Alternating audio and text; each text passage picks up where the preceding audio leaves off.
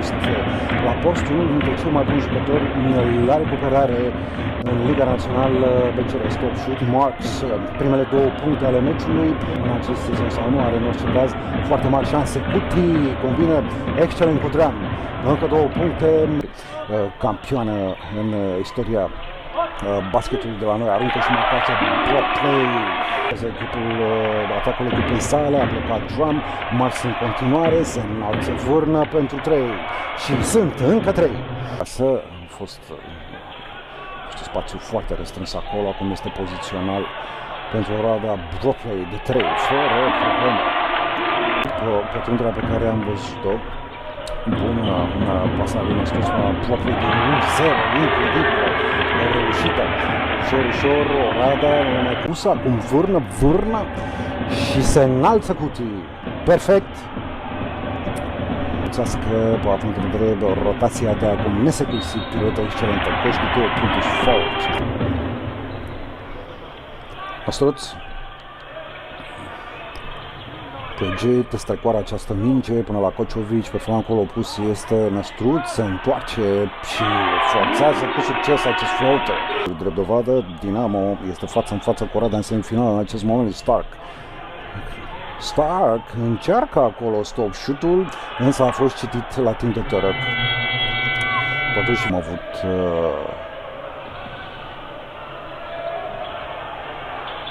iată că Năstruț din nou aruncând de la mari distanță, face un joc foarte bun.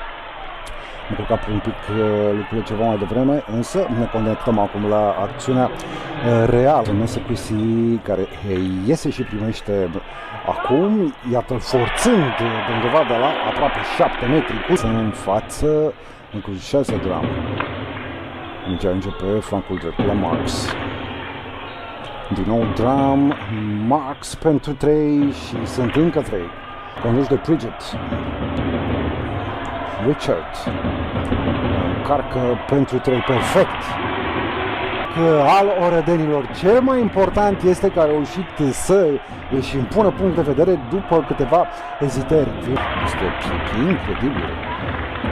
3 reușite din 9 aruncări, foarte slab.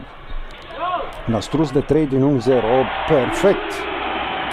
Coborât din intensitate, Stark și Cutii fac schimb de pase de la 6.75 până se hotărăște Nandor Cutii. Iată-l acum pe Bobrov, destul de absent, și Dram încarcă pentru 3 puncte. E genul de reușită de care Dinamo are nevoie. Apropierea spațiului de 3, trebuie să întoarcă mingea. Acum Max se înalță pentru 3 puncte, pe încă 3.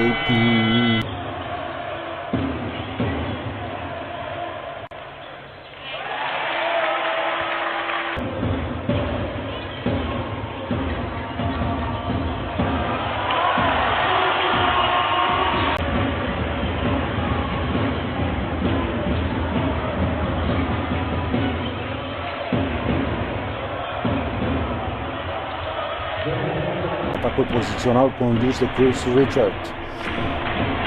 Pasă greșită și atac pe Marks, marcând 2 puncte ușoare. Vârna, bună repunere. Endoan, va fi o aruncare suplimentară. La 60-57 atacă din nou Dinamo prin Marks, cel mai bun marcator al lor. Marks, stop shoot de 2. Depășire și repunere dinamovistă. Este prima parte a sfertului decisiv. Marks pare a fi on fire în această seară, care încrucișează sus. Nesecuisi, înconjurat de 4 apărători adversi și Cociovici scoate pentru Năstruț. 3 puncte. Este clar că jucătorii se cunosc foarte bine tot la timp. Thomas Lopez încarcă pentru 3 și aruncare perfectă care bubuie defensiva adversă. Unul foarte strâns. Iată-l pe Stark către Marks, care vine cu replica din Ștefan cel Mare. Stat pozițional, odată cu mingea ajunsă în brațele lui Marks. Bobrov coboară perpendicular panou și oferită cu stânga.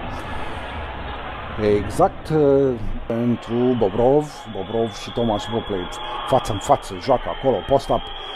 Bobrov, o aruncare decalibrată, însă de la recuperare este Mandy Soța, extraordinar. Echilibrează și Banja C. Richard, stop shoot și am crezut că va bloca acolo cu nici vorbă. Bropley de la 7 metri, deci pur și simplu bublă defensivă adversă.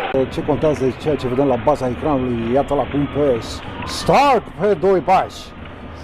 Jonathan Stark, rămâne de văzut dacă celălalt fundaș american, Stark, pe numele lui, va face ceva deosebit în acest final. Bobrov de 3 și scutură plasa de la mare distanță. Dar Bridget trebuie să calmeze, iată-l acum.